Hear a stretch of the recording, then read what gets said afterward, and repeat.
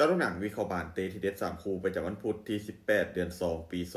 2026เขามาเริ่มกันในคู่หนึ่งในรายการพรีเมียร์ลีกอังกฤษในเวลา3:00ของคืนนี้การพบกันระหว่างบูฟแฮมป์ตันอันดับบวยของตารางคะแนนจะเปิดบ้านต้อนรับการมาเยือนของจ่าฝูงอาร์เซนอล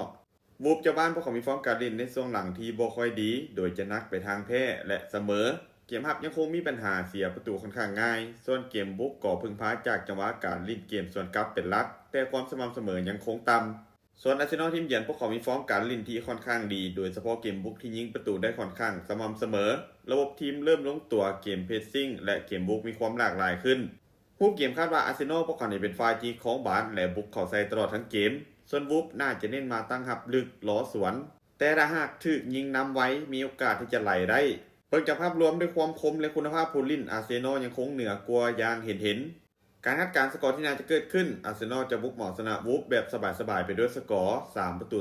3-0มาตอนที่2ในศึกยูฟ่าแชมเปี้ยนลีกในเวลา3:00ของคืนนี้การพบกันระหว่างโบรูกิมทีมฮ้องจากฝูงจากลีกนอร์เวย์จะเปิดบ้านต้อนรับการมาเยือนของอินเตอร์มิลานจากฝูงของซีเรียโบรูกิมเจ้าบ้านมีฟอร์มการเล่นในช่วงหลังถือว่าดีหลายโดยเก็บชัยชนะได้4จาก5เกมหลังสุดการเล่นในบ้านของพวกเขาถือว่าเป็นจุดเด่นมีสนามบวกกับสภาพอากาศที่หนุนต่อพวกเขาเกมบุกของทีมถือว่ามีความจัดจ้านมีสไตล์การเล่นคือเล่นไว้กล้าเพชรแต่เกมรับยังคงมีลุ้นให้เห็นส่วนอินเตอร์มิลานทีมเยือนฟอร์มกำลังมีความมั่นใจโดยเก็บชัยชนะได้อย่างต่อเนื่องประสบการณ์ในเวทียุโรปถือว่าเหนือกว่ายังเห็นได้ชัดเกมรับแน่นมีระเบียบวินัยสูงคู่เกมคาดว่าโบรูกิมน่าจะเปิดหน้าแรกแน่นอนการเล่นในบ้านพวกเขามักจะบ่ย่านไผส่วนอินเตอร์มิลานน่าจะเล่นด้วยความหัดกลุ่มคุ้มจังหวะเกมแล้วล้อจังหวะการเล่นเกมส่วนกลับคมเกมนี้บ่ง่ายสำหรับอินเตอร์มิลานแต่คุณภาพของพวกเขายังคงเหนือกว่าทีมคู่แข่ง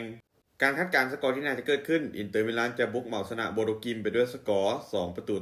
2-1มาตอนที่2อยู่ที่ศึกยูฟ่าแชมเปี้ยนลีกในเวลา3:00ของคืนนี้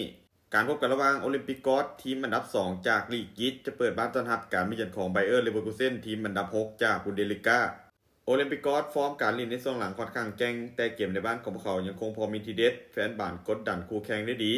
ปัญหาของพวกเขาคือเกมรับที่ยังคงมีลุดเสียประตูง่ายเวลาที่ถึงเพสซิ่งนักส่วนไบเออร์เลเวอร์คูเซ่นทีมเยือนฟอร์มถือว่าดูดีและสม่ำเสมอก่อนโดยเฉพาะเกมบุกที่มีคุณภาพทีมของพวกเขาเล่นเป็นระบบคุมจังหวะเกมเก่งประสบการณ์ในเวทียุโรปก่อเหนือกว่าคู่เกมคาดว่าโอลิมปิกกอสพวกเขาจะเปิดเกมสู้เพราะเล่นในบ้านแต่มีโอกาสที่จะถือลูกสวนกลับคมๆของเลเวอร์คูเซ่นได้การคาดการณ์สกอร์ที่น่าจะเกิดขึ้นเลเวอร์คูเซ่นจะบุกเหมาชนะโอลิมปิกกอสไปด้วยสกอร์